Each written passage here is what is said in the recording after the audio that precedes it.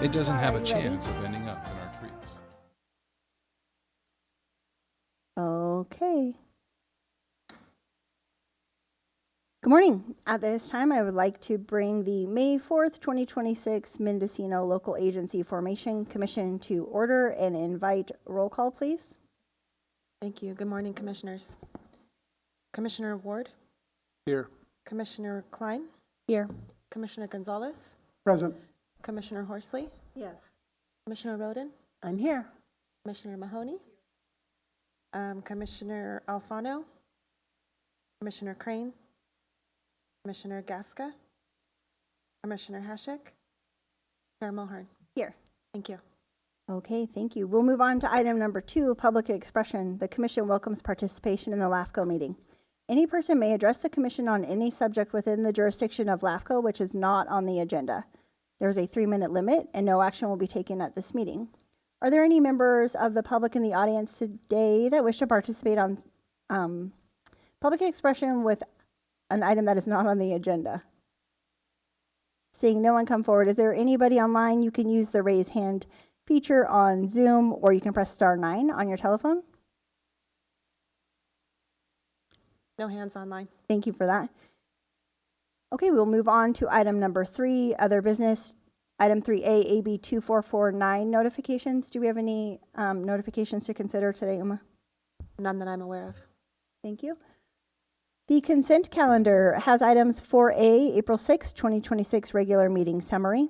4B, April claims and financial report. 4C, fiscal year 24-25 audited financial statements. Are there any commissioners that have questions or comments on the consent calendar? Yeah, Commissioner Horsley. Thank you. On page 27, under liabilities, it comes out to $55,549. I'm just wondering, what is fees received in advance, $28,486? Those are the application fees that we hold on deposit as we process applications, and I think it's about $28,486. Okay, so it's a liability because it actually is allocated to some program. Correct. Thank you. Thank you. Are there any other commissioner questions or comments? If not, I would be looking for a motion Not today. to approve these 3 items. We can take them all at once. So moved. Thank you. It was a race. I think Commissioner Horsley and Commissioner Roden. Thank you. And roll call, please.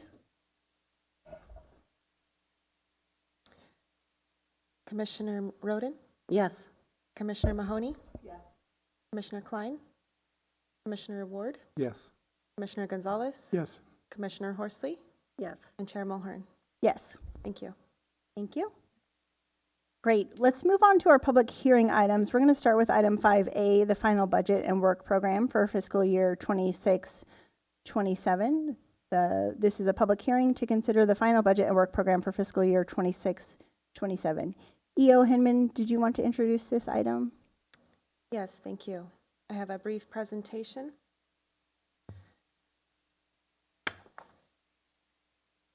The budget process for LAFCOs is established by the Cortese-Knox-Hertzberg Act and Mendocino LAFCO policy.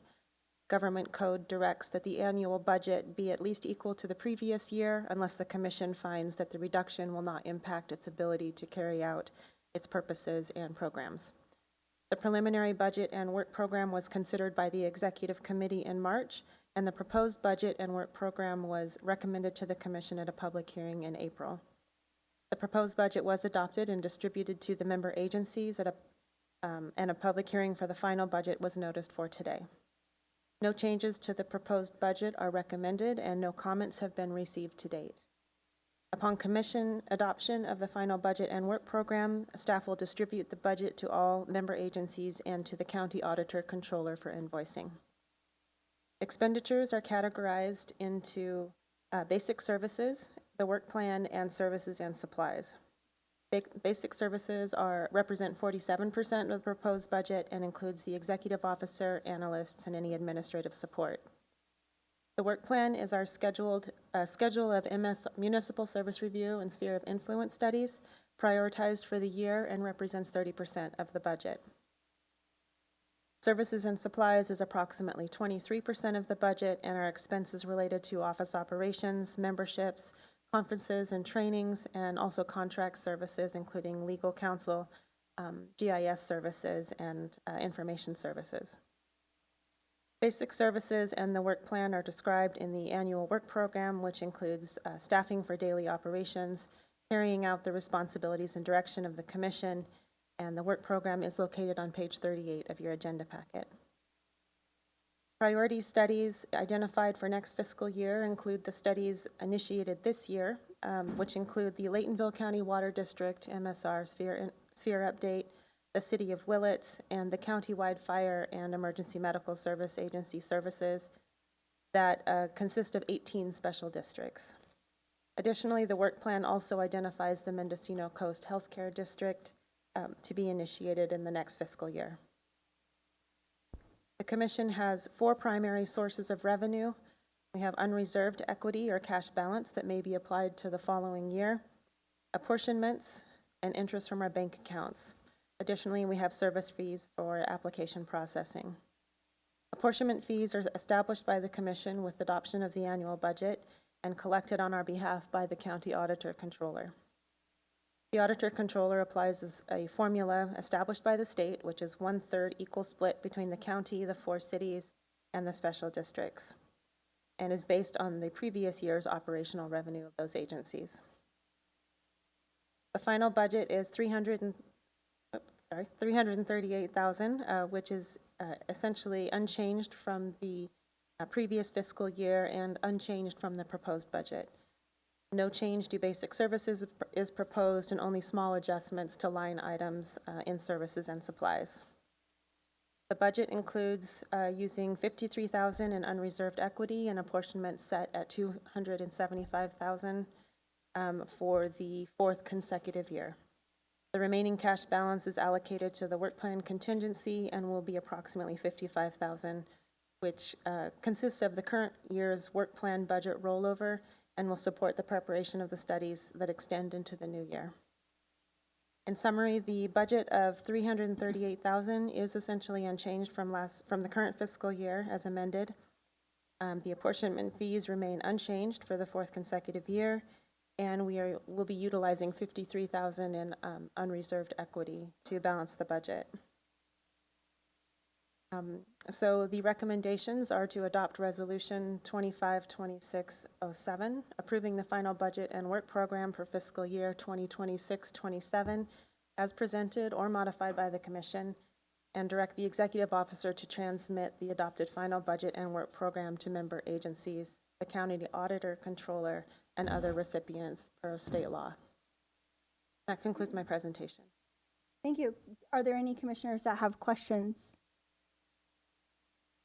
Okay, I'm not seeing any. I'd like to move staff recommendation. Thank you, Commissioner Gonzalez. Another tie. Commissioner Klein. I'm glad everybody's so ready this morning. Thank you. Roll call, please. Oh, yeah. Yeah, is there public comment on this item? Seeing none, were there any public comments online? There are no comments online. Thank you. Okay, Commissioner Klein. Aye. Commissioner Gonzalez. Yes.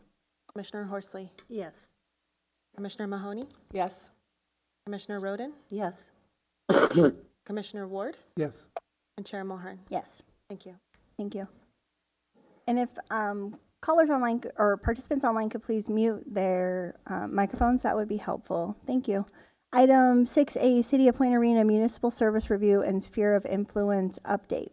The Commission will hold a workshop on the draft City of Point Arena Municipal Service Review and Sphere of Influence Update. The Commission will review and discuss the draft study and welcomes public comment on the document. No formal action will be taken on the draft at this time, and a public hearing will be scheduled for a formal consideration by the Commission. E.O. Hinman. Thank you. I will, our analyst Jen Crump will be presenting this item. Good morning. I also want to note that we have representatives from the City of Point Arena participating in today's meeting online. Can everybody see my screen? Yes, we can. Thank you. So to begin, a municipal service review, or an MSR, is a study of a local agency's governance and operations. It provides an inventory and analysis of agency services, including governance and accountability, fiscal health and responsibilities, its operations, the anticipated growth of the jurisdictional area, and the capacity of the services provided. And this is the second MSR for the city of Point Arena. The city of Point Arena was incorporated on July 11th, 1908 as a general law city. Municipal services offered directly by the city include the general administrative services, public works, which also includes street maintenance, stormwater management, and parks and facilities, the harbor and pier operations, and wastewater collection and treatment. The city's boundary is located on the southern coast of Mendocino County and is 864 acres in size. Point Arena serves a residential population of 460, and the city provides outside agency service to Point Arena Pier, which extends over state tidelands. The pier is owned and operated by the city under an agreement with the State Land Commission. And here is a map of the city's jurisdictional area. The service area is shaded in the light red tan color, and the city's sphere of influence, or as abbreviated BSOI, is shown as the bordered areas in red. There are several single service providers in the vicinity of the city. The nearest service providers adjacent to the city include the Irish Beach Water District, which provides water services approximately 11 miles north of the city, and the South Coast Fire Protection District, which provides fire response and emergency medical response services approximately 14 miles south of the city. Notably, there are several single service providers offering services that overlap with the city's boundaries, including the Redwood Coast Fire Protection District, the Coast Life Support District, the Mendocino Coast Recreation and Park District, and the Mendocino County Resource Conservation District. These agencies provide specialized services to the broader region, including areas within and adjacent to the city. And unincorporated lands are governed by the County of Mendocino. The city operates with a small workforce consisting primarily of part-time employees, totaling approximately 5 full-time equivalent positions across the city's departments. All departments report to the city manager, who is responsible for coordinating and administrating city services. In addition, Point Arena fills several professional positions through contractual agreements, including the city attorney, the city engineer, the city planner, accountant, and the bookkeeper. The city's general administrative services are conducted at Point Arena City Hall and include general city governance, coordination between city council and the public, business license issuance, permit processing, floodplain administration, emergency service coordination, and human resources. Services provided under the Public Works Department also include, as previously mentioned, street maintenance, stormwater, and parks and facilities. The city maintains over 3 miles of public and private streets within its jurisdiction, and typical duties include trash collection, street sweeping, minor pavement repair, and pothole filling. Stormwater management oversees the maintenance of the city's roadside ditches and drainage swales, and stormwater drainage within the city generally follows the area's natural topography, and stormwater infrastructure is limited within the developed portions of the city. Public works staff also oversee the public parks and recreational facilities. The city owns 3 public parks, which collectively provide nearly 4 acres of parkland and maintain coastal trails, the Veterans Memorial Building, and the Arena Cove and Pier area. Harbor and pier operations oversee the city's municipal pier facilities at Arena Cove, supporting both commercial fishing activity and recreational use that attracts visitors from across the region. Harbor amenities include the pier, the boat launch, and hoist facility, and other visitor amenities. And last, the city's wastewater system serves a population of 445 residents, the local school district with approximately 600 students and numerous commercial establishments. Point Arena's wastewater treatment plant consists of a facultative lagoon system designed to achieve secondary treatment standards and a treated effluent spray field. Its collection system consists of gravity sewer lines, manholes, and 2 city-owned lift stations. The Sphere of Influence, or SOI, is the plan for the probable future boundary and service area of the agency as adopted by the Commission. The SOI was last updated in 2015.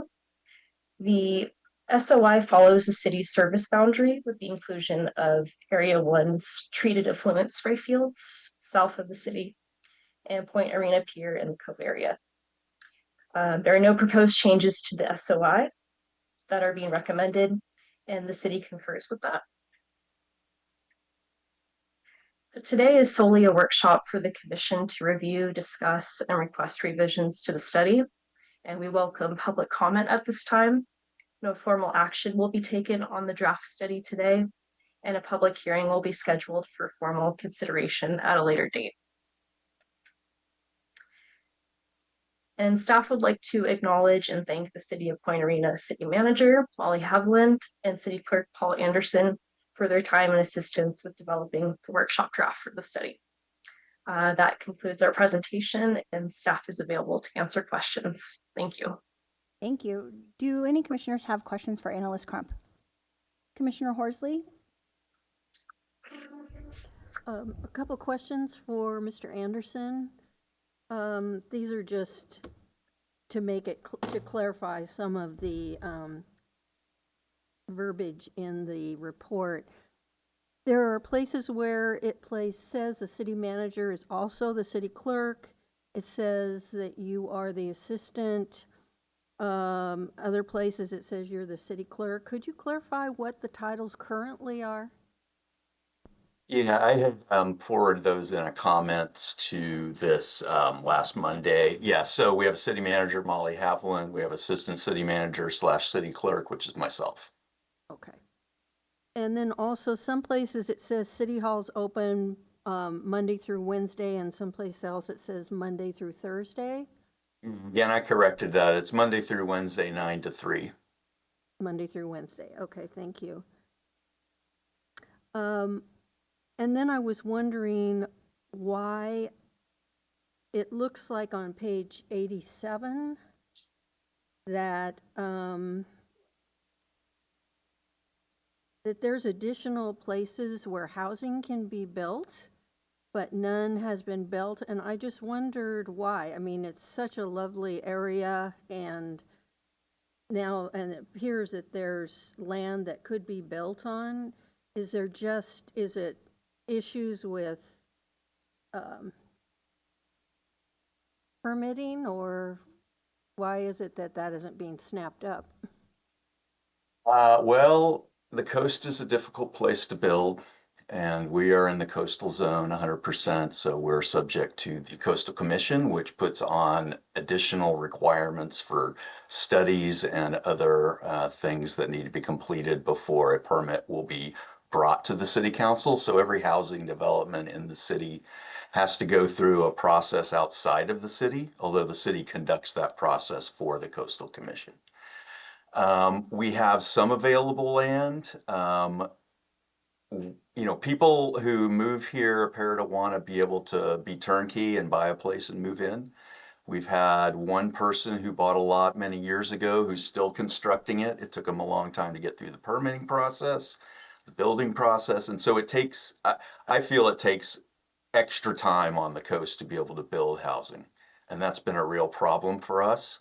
We have worked with the Coastal Commission in the last couple of years to modify our general element, our housing element, to bring it more in line with the state, also recognizing that we're in a coastal environment.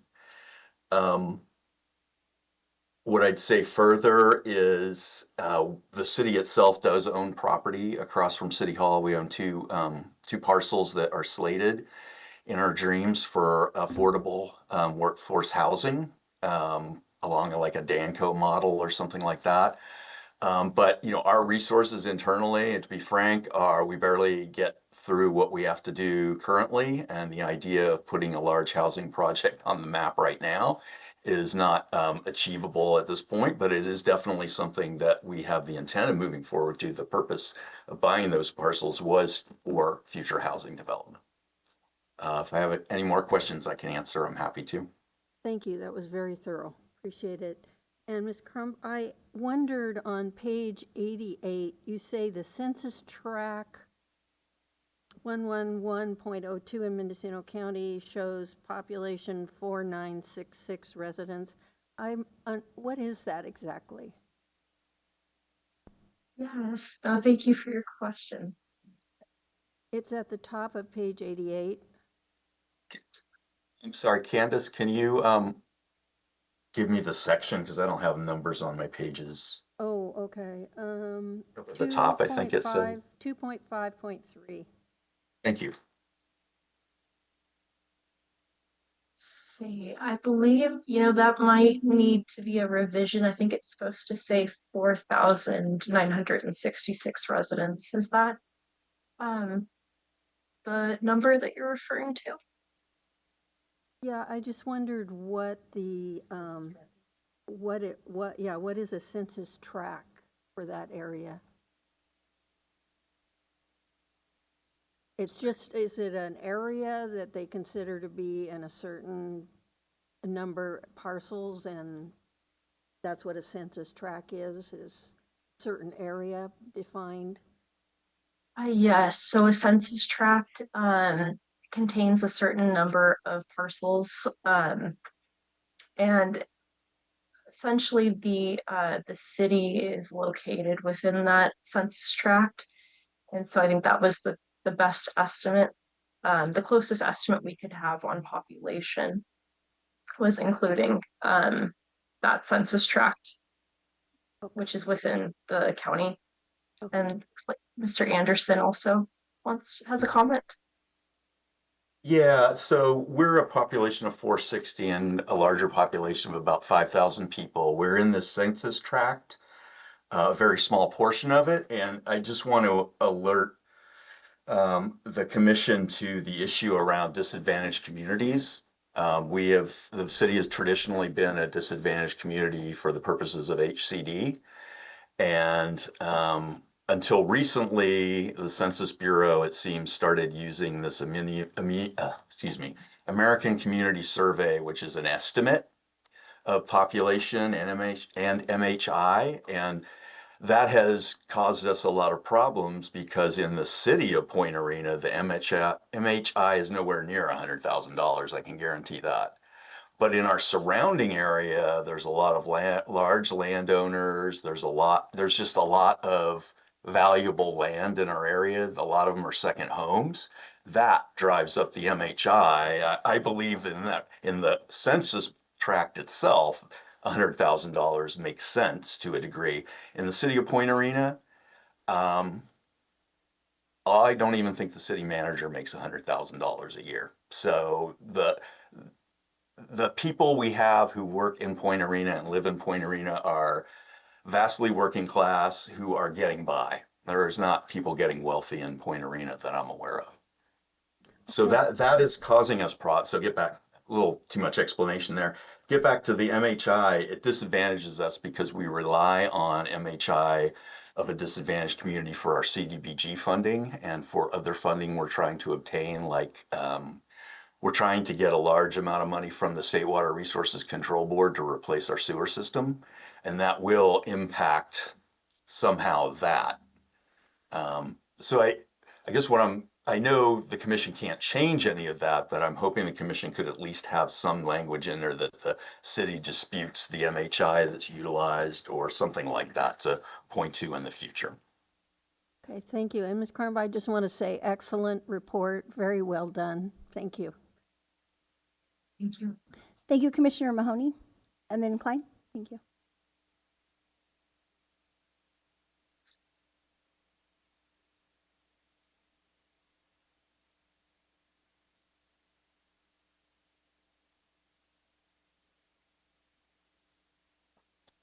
Oh, I apologize. I believe we didn't pick Sorry. that up on the mic. And First of all, wonder, it noted that there were 2 water tanks, one of which was wooden. Do we have an idea of the condition of that water tank? That water tank is owned by Point Arena Waterworks, which is a private water distributor here. And my understanding is that tank was repaired about 2 years ago. I don't know the final disposition of it, though. Again, it can be tricky to get information from a private water concern. Right.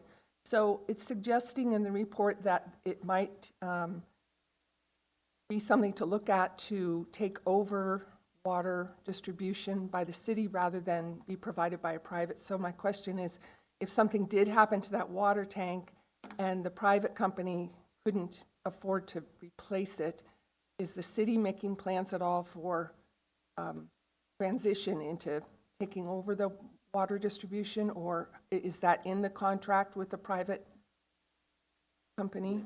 So we have a very tenuous relationship with our water company here. And the relationship between the city and the water company has been strained for decades. And we have attempted to work. There was a point about 20 years ago where there was discussion of the water company being purchased by the city. So we can have a traditional water system most other cities have. That was not met with a great deal of enthusiasm and actually turned into some legal actions. And so since that time, between the city and the Point Arena Waterworks, we really haven't had any real discussions about that. It's definitely a concern from the city's perspective because they are the sole water provider for the city of Point Arena. And were something to happen to that system, we would not have a system.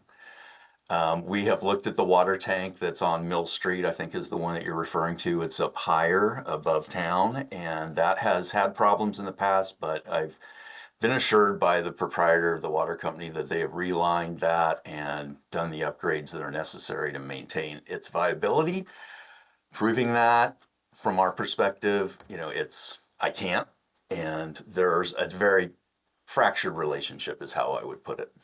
So discussing the idea of the city one day in the far future adopting, taking over the waterworks is a non-starter right now. Not for lack of trying. Thank you. Commissioner Klein? Yeah, want to first thank staff for a really well done report and thank Mr. Anderson for participating in our meeting today. I just had a question around financial summary of activities, 2-21, that's page 74 of the overall packet. Mr. Anderson, I was hoping you could provide a little bit of additional context around, what you've seen from your general revenues over the last couple of years. I specifically noticed under property taxes and assessments, you had quite a bump in 21-22, and I would have thought that'd be one of your more stagnant revenue sources. So I was just wondering if you could provide a little context on that and just anything else around the city's general revenues. Yeah. Give me a second here to just gather my And thoughts. to add, I can go into a little detail on that. Under property taxes and assessments, fiscal year 2021 is 52,000 or 53,000. Fiscal year 21-22 is 85,000. Fiscal year 22-23 is 61,000, and fiscal year 23-24 is roughly 60,000. So it's just a little bit of a bump on that 1 year. I was just wondering if there was a particular reason for that. Well, my understanding from the assessor's office was that there was a bump because there was not funding sent out regularly in the prior year due to COVID. There was some sort of internal things happening at the county, which resulted in us getting a larger bump of property tax in that 1 year, which was the COVID year, I think, or the year after COVID started. I never really got a very good explanation from the assessor's office about why we got that. The only thing I heard was they were behind on reassessments during the time of COVID, and that was a catch-up amount. Different from what they're doing now, which is going back and reassessing the properties they haven't in quite a while. So that was the best answer I got. To be honest, I'm not 100% sure. I never really followed up with the assessor's office about that because it was a pretty trying time to begin with. Right. So I would imagine an answer could be found from the assessor's office why we had that large bump, but generally our property tax is about $50,000 to $60,000 a year. Okay, thank you. Thank you. Commissioner Ward? Yeah, thank you. Hi, Paul. Jerry Ward. Hey, Jerry. I need to talk about the elephant in the room, and it's your going concern and what the plans the city have for possibly going forward with getting out of this issue with the going concern. And I know your financial statements were well done. I don't know what you spent on those, but they were quite detailed. Never seen anything like that from a small district or city. But I just want to get your input on what you think what the city needs to do to become in a profitable or even a break-even standpoint. Thanks. So, yeah, thank you for the question. Yeah, we have done a few things over the last few years. We've established some policies like reserve policies. We didn't have any financial policies that were up to date, was one of our problems. We've done that. The citizens of Point Arena increased the taxes up to 9.25% under Measure X. So that has generated about $60,000 to $70,000 more in revenue a year so far. That just came into effect after the last election in 24. We've raised business license fees. We're raising sewer rate fees. And so we're more stable financially now than we were about 2 years ago. We don't have the bankruptcy looming over us right now. We still are in a dire situation. We're cutting back on all our expenses as much as we can. Staffing has been minimal. We've had to reduce staff hours. Things have gotten better in the last 6 months. We've been able to increase staff time, be able to start working on projects we had put on the side because we didn't have funding to really move forward. So I would say we have a new accounting system that we purchased, a new money management system called Black Mountain, which will also help us. Excuse me, my mouth's dry. We've been using QuickBooks for our municipal accounting ever since 10 years at least. And that just wasn't beneficial when we started getting into fund accounting. It caused a lot of issues for us, and was part of the reason that we had issues. We didn't know we had issues until we had them. And we didn't know we had them until we knew we had them. And part of that issue was the accounting system we were using. So all of these things together, we're hoping will put us back on solid financial footing and be able to have us move forward in a more financially stable way. Thank you. Good luck. Thank you. Appreciate it.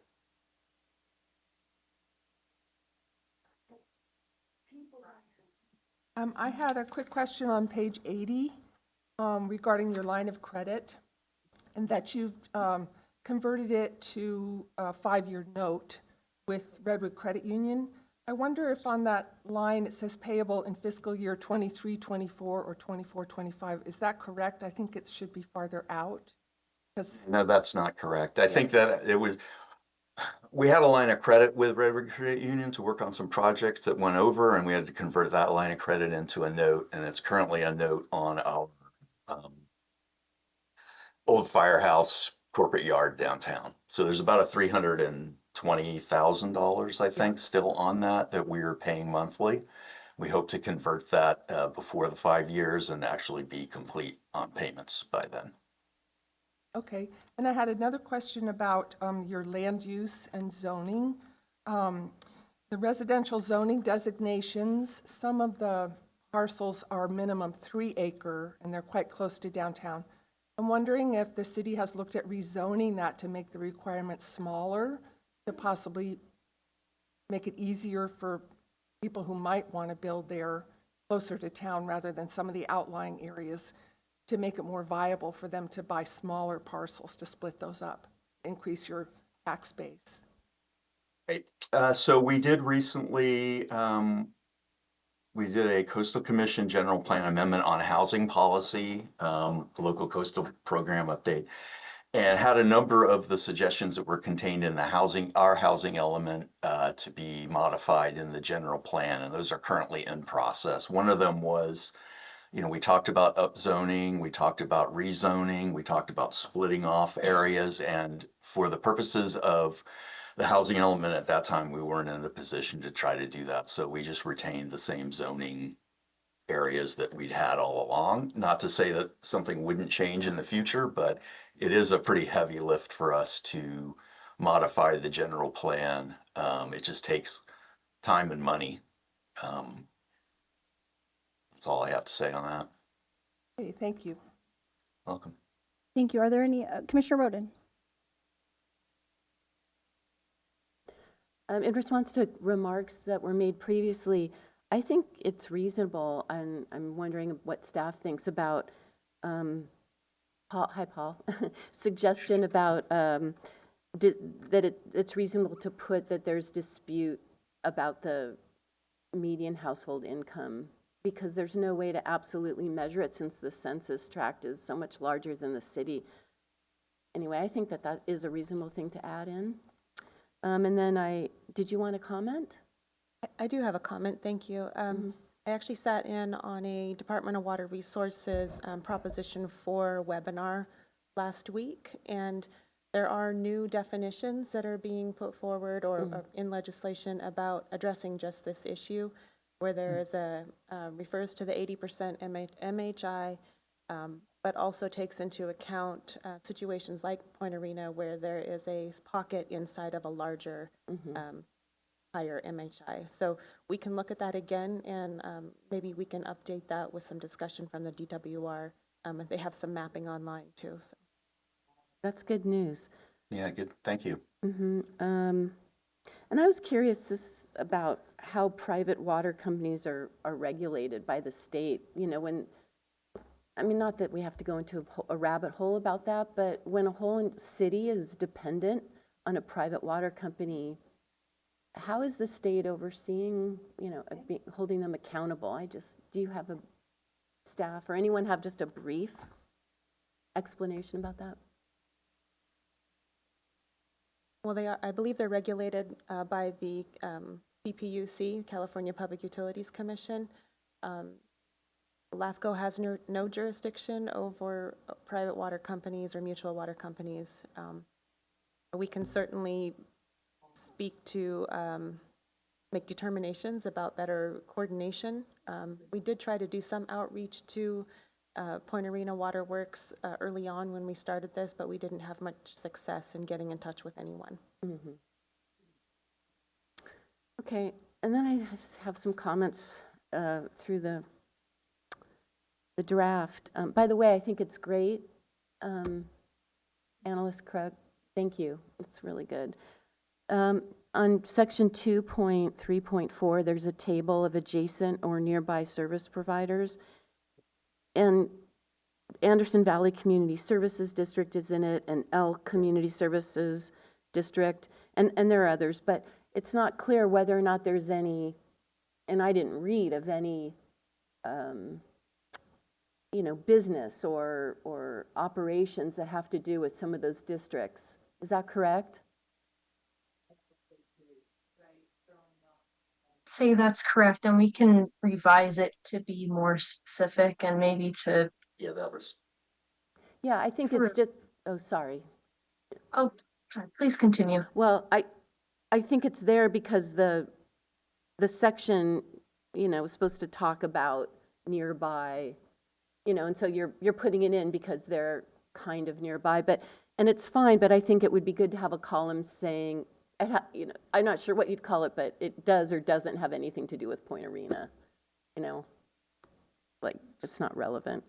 So I thought that would help provide some context. Further on, it's several paragraphs down, it does kind of say that, but not right there. Right. Yeah. But it could easily. And then 2 pages on, right above section 2.3.5, there's the second to last paragraph. It's at the top of page 2-18. It says, additional coordination occurs through mutual aid agreements with the County of Mendocino, Department of Transportation, and on. But I was confused by the term mutual aid agreements. Because how does that work if the city doesn't have services to mutually provide? What does it mean in that context?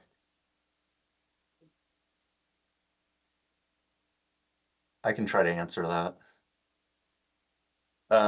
We have mutual aid agreements with the County Department of Transportation and Mendocino OES. And what those are, for example, you may remember a couple of years ago, Fort Bragg had some issues with their water, and they ran out of water, and water had to be trucked in from Willits, as I remember. And so that is a mutual aid agreement in the sense that if we had water we could provide to Fort Bragg, we would do that, and vice versa. And so it's just a way of coordinating different agencies together in a common purpose. We have one with the county, and we also have one with all the cities of Lake and Mendocino counties.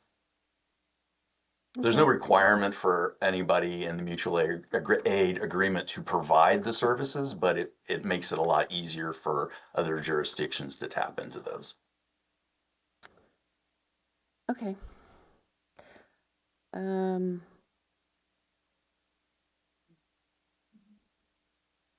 Oh, I thought, so this is on the determinations, the MSR determinations, section 3.9.1. And number 5, it talks about the RENA allocation, and it says 9 housing units. And I know that, I don't know, somewhere I read that none of those have been built, but I think that would be nice to put that in the determination, that none have yet been constructed of the 9.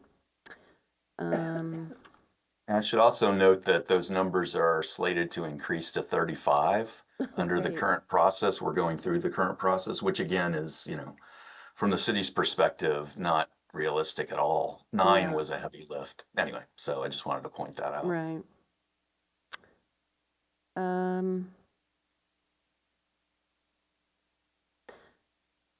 So, sorry to go back a page. Fire protection and emergency services.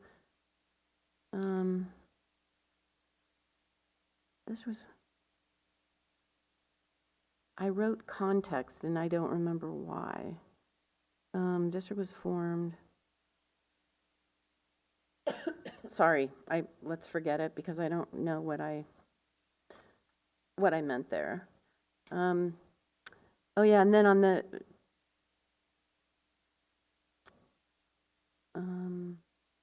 oh yeah, so right above 3.8.4, which is about water, it talks about emergency medical transport services, and it just states that Coast Life Support District is the provider of emergency medical transport, but it would be nice to have some comment about whether or not that's adequately serving the community.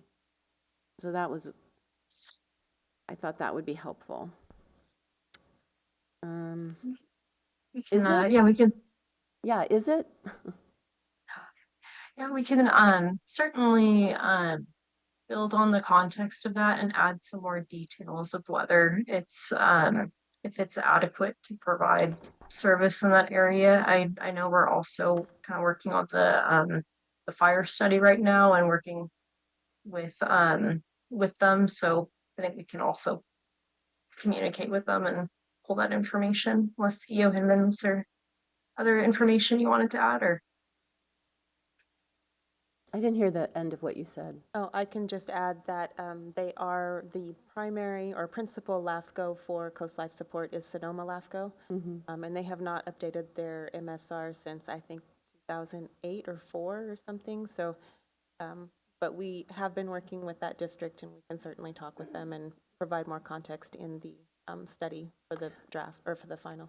Yeah, well, but for the community of Point Arena, it would be nice to know if this is serving their needs or not. That's all, or how well it is. And then on the next page, there's determinations about solid waste services. Numbers 8 and 9 and 10, those determinations don't seem related to solid waste services. Oh, wait a second.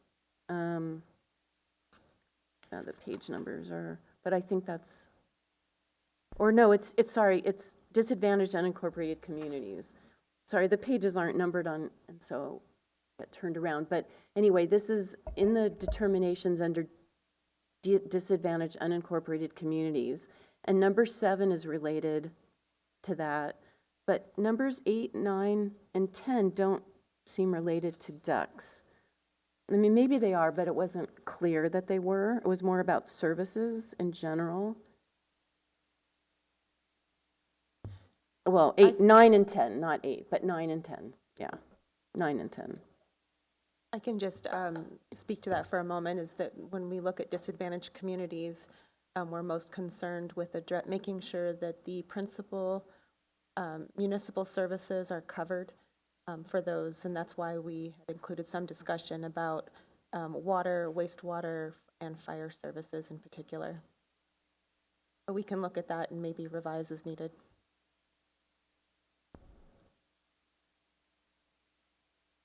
Yeah, I guess 9 and 10 just, I don't know, how it doesn't, it could speak directly to the issue of ducks and those services, and then it would feel like it belonged better. Okay, thank you. Mm-hmm. And that's it. Thank you. Yeah. Commissioner Gonzalez? This is for Ms. Crump. On, I guess it's page 93, Municipal Services 3.1. That first paragraph, it looks like there's, I'm assuming it's a placeholder for something you guys couldn't find, but it says the information and analysis presented in chapters. It says error references not found, error references source not found. I wasn't sure if that was just something for you to come back and address later on. Is that what that is? Thank you. Yes, I believe it was an error in the Word document. So thank you for bringing that to our attention. We'll update that. It should say chapters 3. Okay. I wasn't sure what it meant, so I thought maybe it was just how you guys highlighted it in your program or something. Thank you. There's 3 or 4 of those throughout the document. Oh, okay. Yeah. Thank you. Yeah, we can certainly, we'll fix those for the final draft. Thank you. Are there any additional questions or comments from commissioners? No, thank you, Analyst Crump and E.O. Henman, for your work on this document, and thank you to the City of Point Arena for participating and help bringing all of this information forward. I think this is one of the important pieces that LAFCO does, is really evaluate all of our cities and our special districts, and it sounds like there will be maybe some typographical updates or things like that. A little bit more information would be forthcoming then in June. Okay. This time I would like to make sure I open this item up for public comments, or if there are any members of the public that wish to comment on the City of Point Arena Municipal Service Review and Sphere of Influence update, could they please come to the podium? Seeing no one in the room, is there anybody online raising their hand or using *9? No hands raised online. Thank you. Okay, well, we'll have this item come back in June then. Did you have anything else you wanted to add, E.O. Henman? No, I just want to thank the city for their work with us on this study, and we look forward to wrapping it up for a June 1st public hearing. Thank you. Great. We'll move on to item 7A, the City of Ukiah Corporation Yard Annexation and Finding of Exemption pursuant to the California Environmental Quality Act. The Commission will consider approval of the City of Ukiah annexation of city-owned property for the City Corporation Yard. Recommended actions: find the City of Ukiah Corporation Yard annexation is exempt from California Environmental Quality Act, and approve the notice of exemption for filing, and adopt LAFCO Resolution 25-2608, conditionally approving the City of Ukiah Corporation Yard annexation. Before I hand this over to E.O. Henman, I just want to give the same disclaimer that I gave at the Board of Supervisors. Our family operates a business near this address. However, this annexation does not change the financial position that I hold within that company. E.O. Henman? Thank you. Our senior analyst, Larkin Filer, will be presenting this item. Thank you. Good morning, Commissioners. Can you hear me okay? We can. Thank you. So this item, which is the annexation of the City of Ukiah Corporation Yard, starts on page 255 of the packet.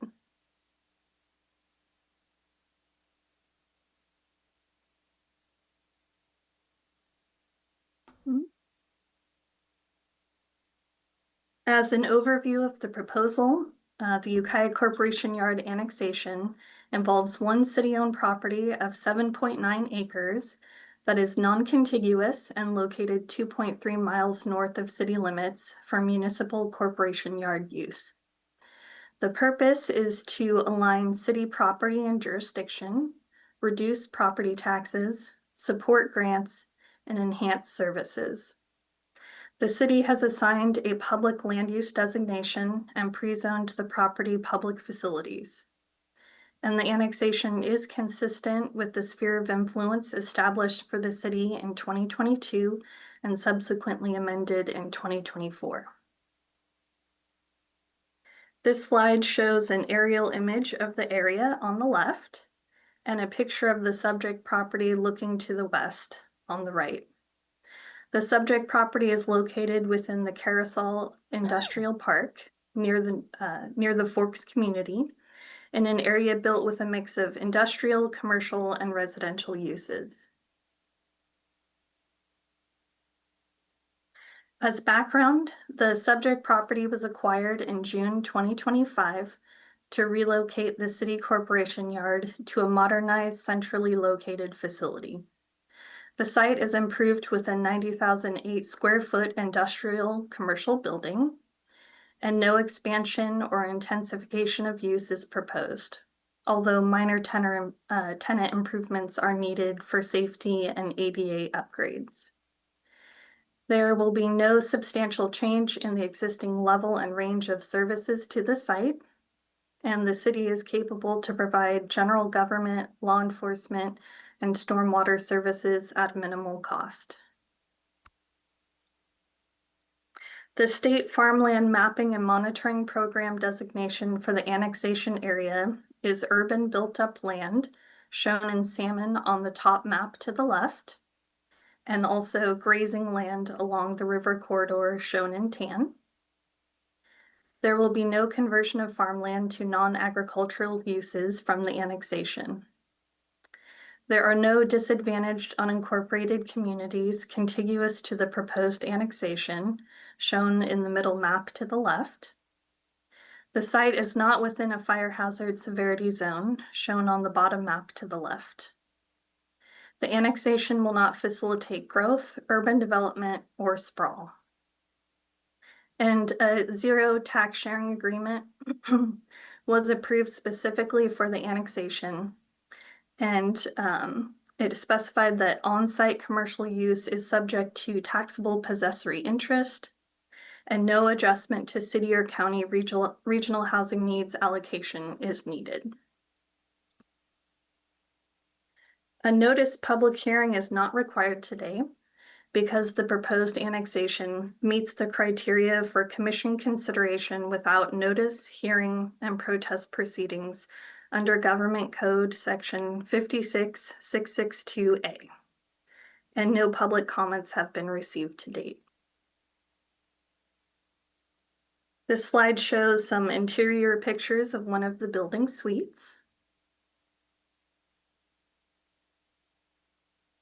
The Class 19 subsection A CEQA exemption applies because the annexation area is fully developed and not proposed for expansion or intensification. The property is already served with public utilities, and no material increase in service demand is anticipated. And this slide shows some exterior pictures of the building.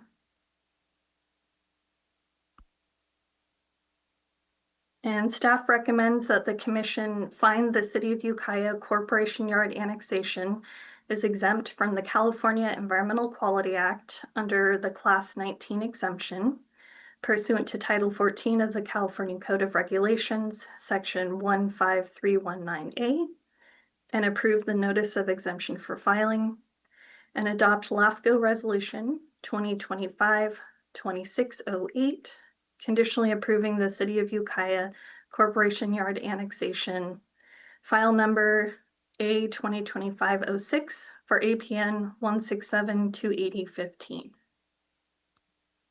And that concludes my presentation. I'm happy to answer questions. Thank you very much for the presentation, and Commissioner Gonzalez.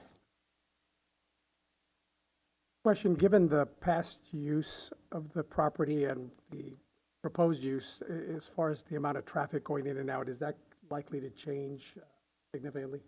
That was the other question. I think that there are representatives from the city of Ukiah here, but maybe Analyst Filer can answer that question.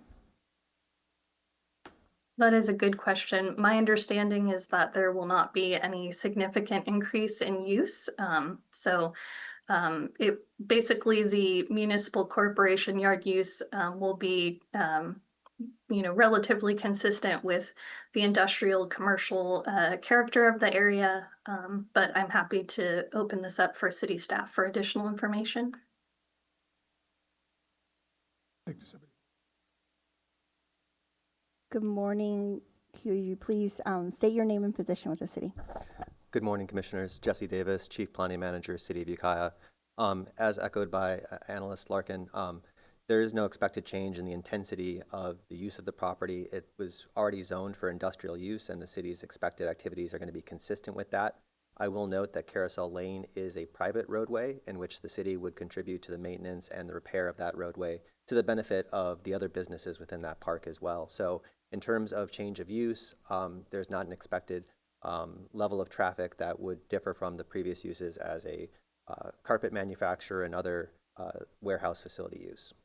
Yeah, I was not so much concerned about Carousel Lane as much as North State as far as whether we're just going to dump any more. But since it was already industrial, that's why I was curious. If it was already going to be the same, then it didn't seem like it was going to change much, but I thought I'd ask. We don't expect it to change much. Part of the reason this site was selected was because of its proximity to North State Street and our ability to provide service and delivery both north and south and access to the highway. So in terms of level of change, we don't expect encroachment onto North State to change as well. All right, thank you, sir. Thank you. Commissioner Ward and Commissioner Horsley? Hi, Jesse, I had a question for You might want to just stay. Stay there, Jesse. Sounds good. What's the plan for the old corporation yard? It's a great question. Page 309 of your packet highlights some of the benefits that the city intends to realize once the corporation yard is relocated. Right now, that portion of the city's property is technically owned by the airport. Our intent is to realign the Ukiah Airport to those uses, so potentially more aviation service related activities, hangars, other facilities that would benefit the airport. And also connect it further to Airport Park Boulevard, which is one of the city's general plan goals, which is to increase connectivity between our commercialized airport industrial park corridor as well as the airport itself.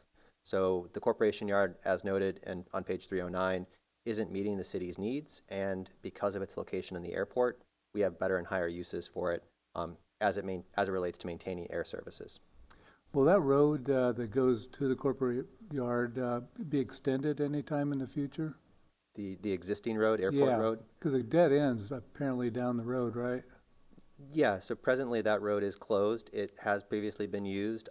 There's no current plans to reopen that road, but continuing city services of some sort on that property and along that roadway is our intent. Okay.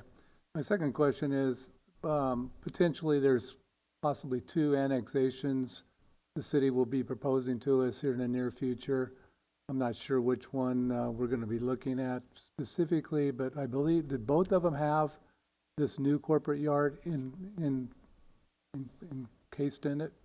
It does, and part of our past proposed shapes have dealt with previous existing service boundaries, and so this parcel in particular is at the northern edge of the Ukiah Valley Sanitation District, which has always been the intent of the city with our reorganization efforts, is to align with existing service boundaries. So it is a parcel that would be included within our proposed annexations moving forward. That said, this particular application was set apart from the larger efforts in part because it's aligned with our city's policies of annexing city lands that are used for city purposes, especially when they're outside of our city limits. And there are a number of reasons for that, including the benefits that come from risk management, from grants, but also because it's a general practice that allows us to be consistent across the entire valley with regards to service delivery. But to answer your question, it is contemplated as part of a future proposed annexation area. I thought so. Okay, well, thank you very much. Good answer. Commissioner Horsley? 3 quick questions. and I don't know if you know this, but how many additional square feet will this add to the courtyard based, compared to where it is currently? That's a very good question. It will add square footage, but I think it will primarily add garage space, which is one of the most needed facets of our corporation yard.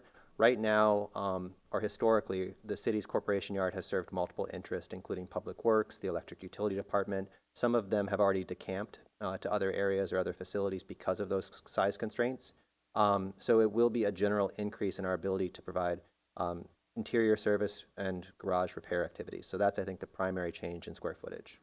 Are you going to have to add offices and those kind of things to the interior? No, that's actually one of the benefits from selecting an existing facility is that the tenant improvements are going to be fairly limited because there's already existing administrative space there, which would, again, it's part of the reason we've selected an existing facility rather than trying to do new construction, because those changeovers in interior space are going to be limited. Is there any chance CDF might be interested in the old courtyard area? You know, ultimately, the airport manager is, going to be guiding the process for the airport layout plan in the near future in terms of identifying what are the best uses for those parcels in that area as it relates to general air services and general layout. So there are a number of airport-specific uses which would make sense there, given that it's airport property and it's part of our existing ALP, our airport layout plan. They originally were looking to the south on the airport property, but it doesn't look like they developed anything there, so I just thought they might be.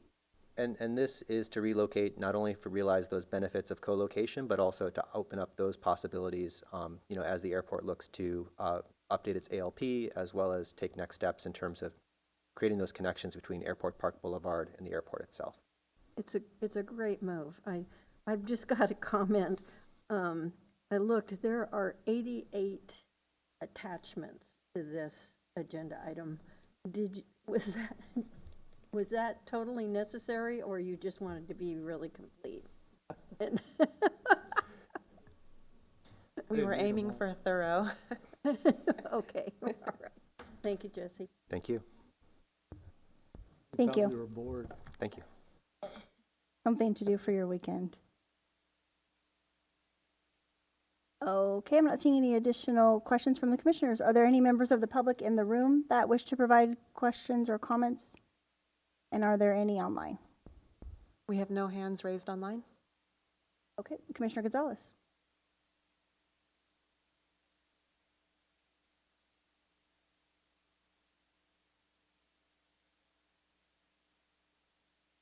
And adopt the attached resolution 2025-26-08. Thank you. Thank you. Roll call, please. Commissioner Mahoney, Yes. Commissioner Roden, Yes. Commissioner Klein, Aye. Commissioner Ward, Yes. Commissioner Gonzalez. Yes. Commissioner Horsley, Yes. and Chair Mulhern. Yes. Thank you. Thank you. Item 7B, the Mendocino Coast Recreation and Park District. The Commission will consider the Executive Committee's recommendation regarding the Mendocino Coast Recreation and Parks District's request to expand the scope of analysis for its municipal service review. The Executive Committee met and heard public comment from the Mendocino Coast Recreation District as well as the City of Fort Bragg, and our recommended action was to direct staff to incorporate available property tax allocation summaries as provided by the County Auditor Controller's Office, including a breakdown by school district where feasible, and to direct staff to complete the scheduled of the draft municipal service review and sphere of influence report for a public workshop. E.O. Hinman, would you like to add anything to that? I don't have anything to add to that. Thank you. Are there any commissioners that have questions? Commissioner Horsley? I'm sorry, I don't understand. Incorporate available property tax allocation summaries, including breakdown. Is it just because they're asking to see what the total revenue is? Is that why we're being asked for this? The request was to have to be able to view the data in a geographic way that would, my understanding is that they could see the distribution or the collection of revenue across their territory. And the intent of that is to help with their planning for equitable service provision within their district boundaries. Oh, okay, thank you. And I can add to that that MSRs are typically based on available data, and so our typical financial analysis for MSRs is based on the audited financial statements. So the level of detail requested is above and beyond that, and we had reached out to the Auditor Controller's Office last year, and we're told that that level of analysis would require an extensive amount of staff time on their part to pull forward. It's not a simple report to run because of the way that the tax is apportioned amongst the different tax rate areas. They usually only do that level of data when it's an application for a change of organization. That was, yeah. Okay, thank you. Thank you. Are there any additional questions?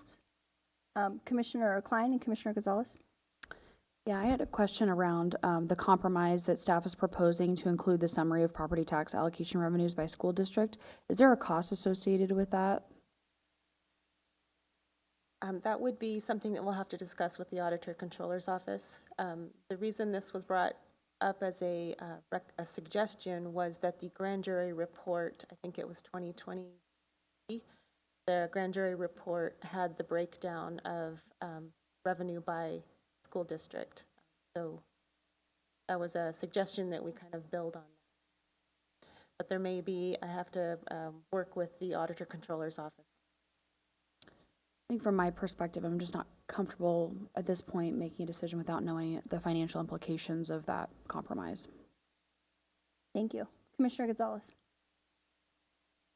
Just wanted to make note that we all received, I believe, a letter from, I believe, a Mr. Miller regarding transparencies. I was advised by E.O. Hidman that that's something that could be looked at later on during the SOI. So I just wanted to make note for the record. Okay, thank you. Are there any additional questions or comments from commissioners? Seeing none, I'd like to open this item up for public comment. Are there any members of the public in the audience that wish to comment? Seeing no one come forward. Oh, seeing someone come forward.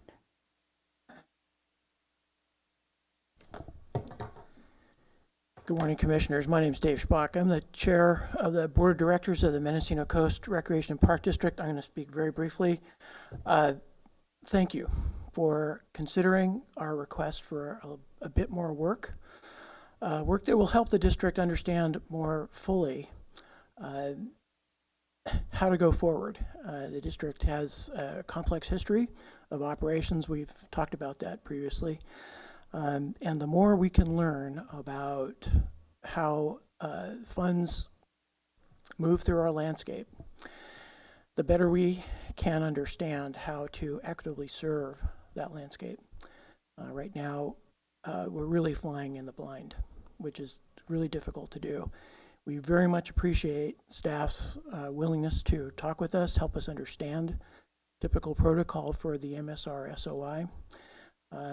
Yet we also appreciate staff's flexibility and willingness to, again, make an adjustment that we think will be very helpful to the district, using and implementing the advice developed by the MSR SOI, but also help our agency partners in our service area understand really this is what the district has to work with.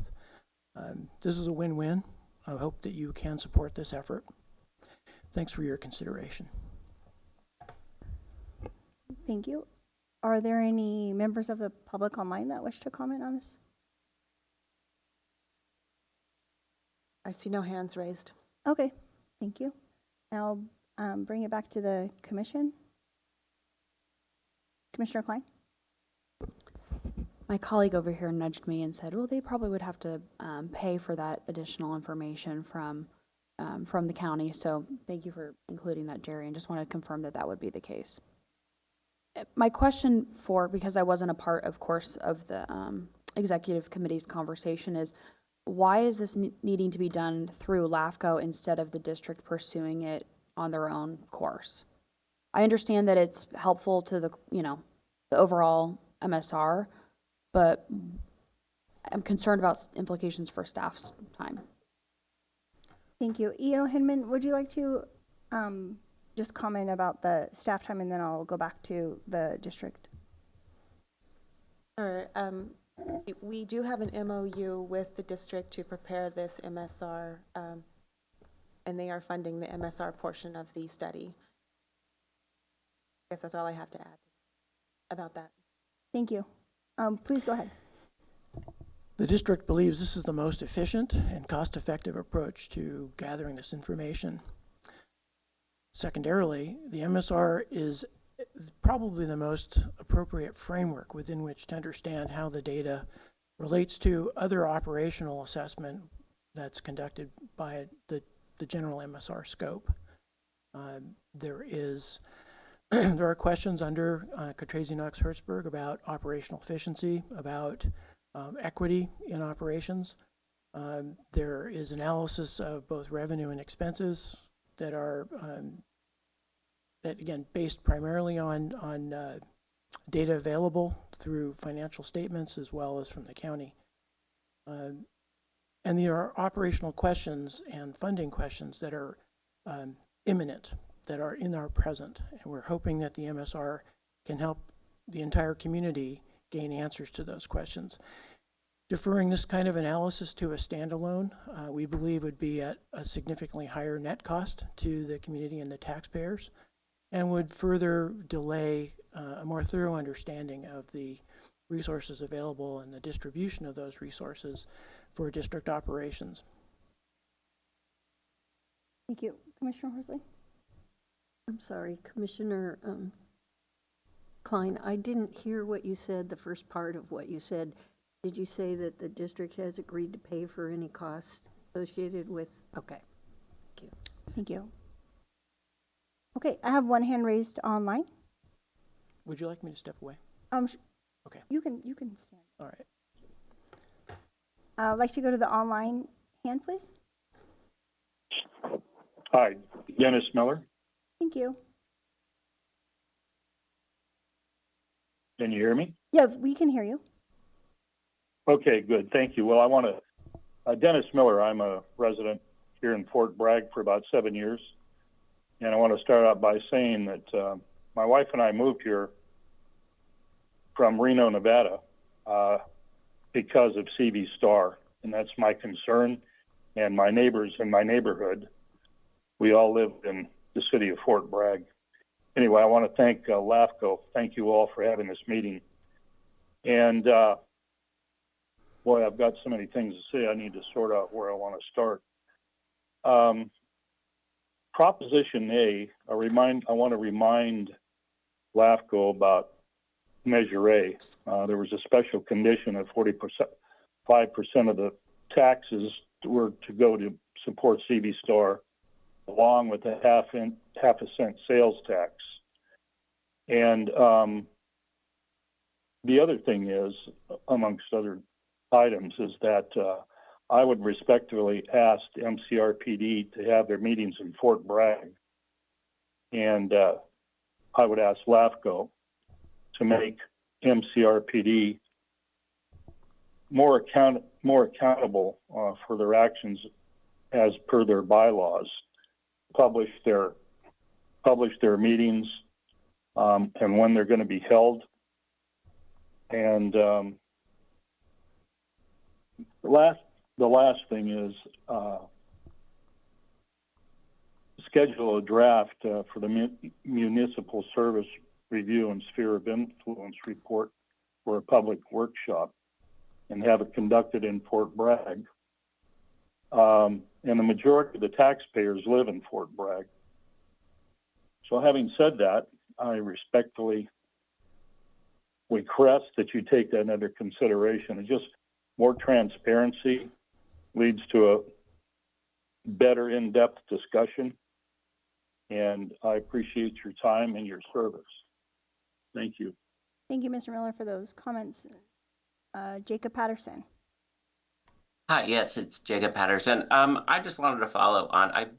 recently started paying attention to this request when some people brought it to my attention that I hadn't had before. And I think there's some confusion in the community about the scope of the MSR and how it relates to the funding of MCRPD as a whole, because it is a large district, versus the tax sharing agreement that the MCRPD has with the city of Fort Bragg related to CV Star that Mr. Miller just mentioned.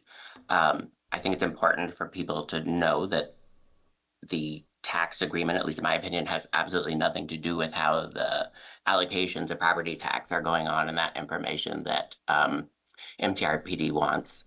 Because some people have suggested that MCRPD wants to cancel that agreement or alter it to keep more of the money, which would have a very detrimental impact on CV Star, probably forcing it to close. And I just wanted to make sure that for those of us who are considering these issues, that they understand there's a big distinction. Like we can change within the county allocations of property taxes, and maybe we should. Fort Bragg itself gets a relatively small percentage compared to what it should. But there shouldn't be any impact on how much money that the district contractually has to support the CV Star Center with, because there is no termination for that contract. So I just think that's important for everyone to remember when we're discussing this. And on that note, I'm not quite sure what the benefit of having this information that's not normally an MSR, but yeah, so I'm just wondering what the reason is, but it doesn't matter in the end. Thank you. Thank you for your comments, Mr. Patterson. Are there any, Commissioner Mahoney?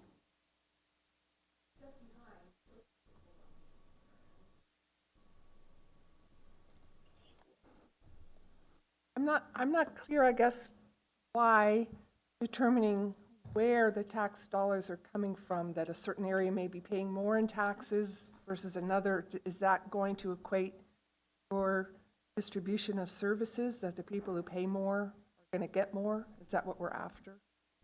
That's an excellent question. I'm getting ahead. Did you want to assign this first to staff, or is it okay with me to respond? Okay. You can respond. Okay, I apologize. The district is 77 miles long. It's unusual in the county, with perhaps the exception of the RCD. And we're grappling with the situation where delivering services throughout that geography is challenged by a number of factors. One of the factors has to do with distance from our core of operations. It takes a lot of time and money to deploy staff and materials to the far reaches. Another challenge is to understand how revenues are coming in, and to be able to turn to our community, our taxpayers, and say, hey, we're doing the best we can. We understand what's coming from your geography. Here are our challenges getting back out to you. Another challenge is that some of those remote geographies have relatively small markets, that even though there are unmet needs, the type of response to those needs would depend upon cost to deploy versus sending personnel into the field, or perhaps investing in some other type of support, such as a fixed facility that is accessible to clientele and taxpayers in those remote geographies. Sorting through that calculation is very difficult, absent an understanding of where the money's coming from. We have very good information coming from programming deployment. That's a very active and dynamic and presently quite experimental dimension of our funding framework. However, property taxes are our primary funding framework, and until we understand what's coming from where, we're really not in a good position to make commitments to our clients wherever they are, and can't speak with complete understanding of the elements in that service delivery calculation, which includes making sure that taxpayers are made as that when we expend taxpayer monies, we're doing our best to make sure that the subsidies that happen, again, we'll never get to complete unsubsidized one thing or another everywhere on our square footage in 77 miles, but that we're being as fair as we can while still delivering useful services where they're needed or within reasonable access to those markets. Long story short, We believe, based on our experience over the last 3 years, a very aggressive pursuit of program delivery, that there are locations within the district that may be better served by fixed asset investments. But that type of service cannot be recovered by fees. It's only going to be supported by property tax revenue. Ultimately, we require that kind of structural investment. And until we understand where those monies are coming from and how the geographic relationship between those revenues and those potential best value services, we really can't make decisions objectively. We can do it anecdotally, but not in a way that, frankly, is credible or the standard of care that you would want a local government operating under.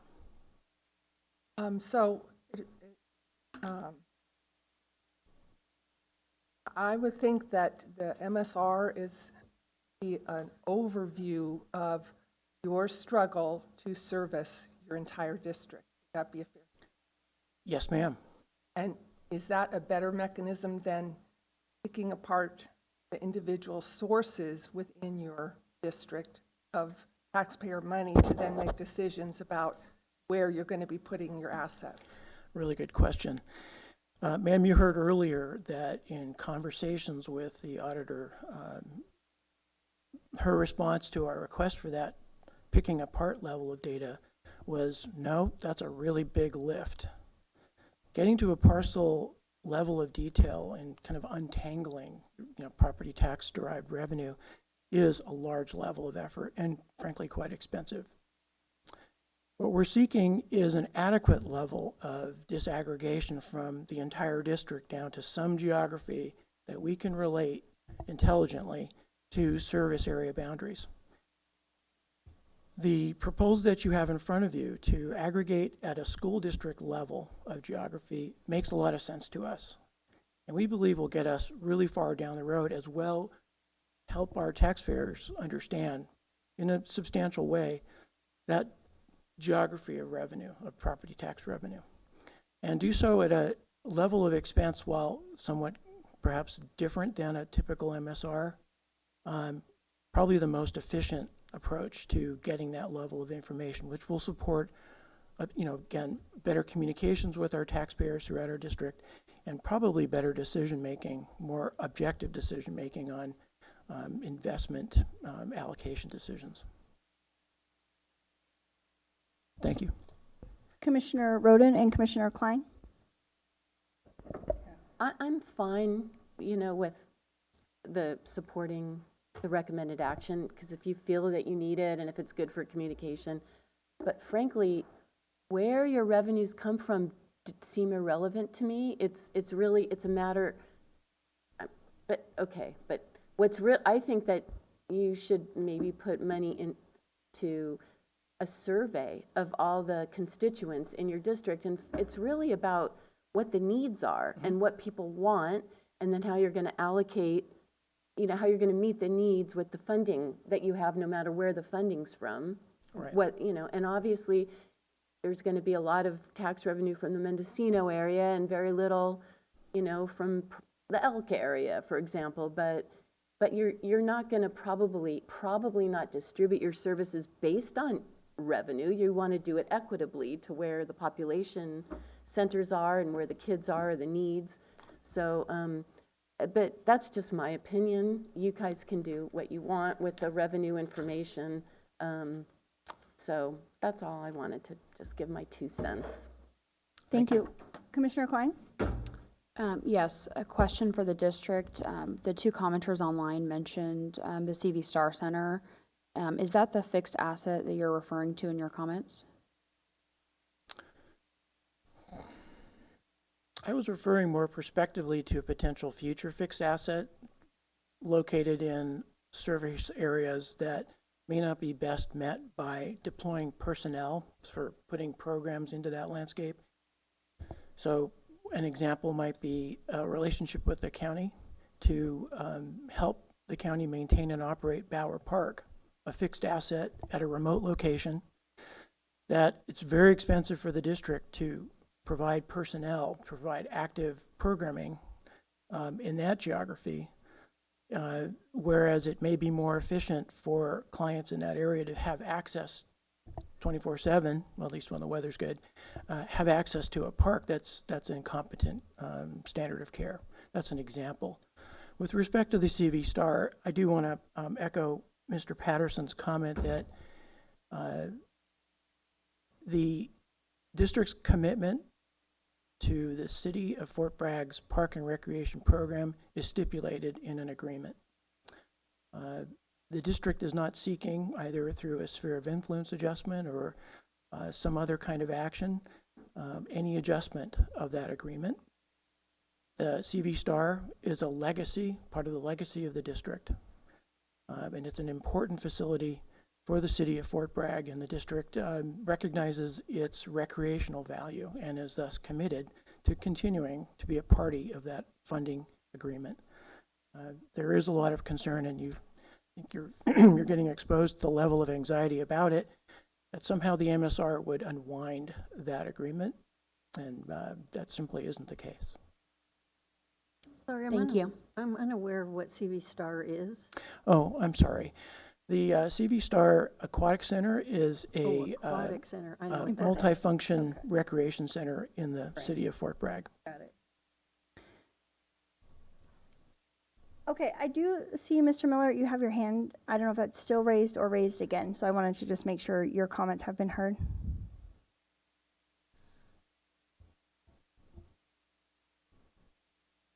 Okay, maybe it was raised still. Are there any additional questions or comments from commissioners? Okay, seeing none, the recommended action for this item is to direct staff to incorporate the available property tax allocation summaries and to bring forward the draft MSR and SOI. Is there a motion? I'd like to move. Thank you. Commissioner Gonzalez? I had races at the beginning of the meeting. It's only been an hour and a half. Second. Thank you, Commissioner Horsley. Roll call, please. Thank you. Commissioner Gonzalez, Yes. Commissioner Ward, Yes. Commissioner Klein, Aye. Commissioner Roden, Commissioner Mahoney, No. Commissioner Horsley, Yes. and Chair Mulhern. Thank you. Yes. When do we anticipate seeing the MSR? Couple months? We are hopeful that it will be June. If not, then it will be July. Okay. Thank you, commissioners. See you later. Thank you. Okay, we can move on to information and report items, starting with item 8A, the work plan, current and future proposals. E.O. Hinman.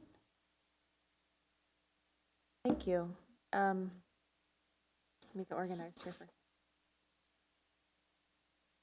So we, with the completion of the public meeting portion for the corporation yard, we will be completing that one. We are still waiting for tax share agreements for the Russian River Flood Control District's annexation of the Redwood Valley County Water District, as well as the Elk Community Services District activation of latent powers. Staff attended and participated in a community workshop for the City of Ukiah's reorganization to provide information about LAFCO process last week. I don't have any other updates on application activity. For the work plan, we have one more piece of information we're waiting from Laytonville County Water District before we can move forward on preparing that MSR sphere update. We are close to, we have an administrative draft on the Mendocino Coast Recreation and Park District, and we'll work with the district to get that ready for a public review draft. We are hoping for June 1. The City of Willits, we are still waiting for comments back from staff on the administrative draft. And the City of Point Arena will be scheduled for a public hearing with the Commission for adoption of that MSR sphere update on June 1st. We continue to work through the fire and EMS service provider information that has been provided by the districts, and we are working with Emily Tecchio on the regional paper for that. and have started to work on drafts of the individual agencies as well. And I'm happy to answer any questions. Are there any commissioners that have questions? Why do we call it a reorganization rather than an annexation? There may The be city of Ukiah? multiple components to it. And so when there's more than one application change of organization, then we call it a reorganization. So there may be annexation, detachment, there may be some detachments. We don't know all the details yet. The city's still working through what that will look like. Thank you. Thank you. Item 8B, the correspondence. I don't believe we have correspondence to note. Thank you. Is there a Cal LAFCO business and legislative report? None today. Thank you. Executive officers verbal report, item 8D. I don't have anything to add today. Thank you. Committee reports, Executive Committee Policies and Procedures Committee. The Executive Committee brought forward an item that we discussed today. Are there any other committee updates? Seeing none, are there any commissioner reports, comments, or questions? Okay, also seeing none, with that, I want to make sure there are no public comments on the information and report items. Seeing no one come forward and seeing no hands raised online, we can adjourn this meeting. Thank you.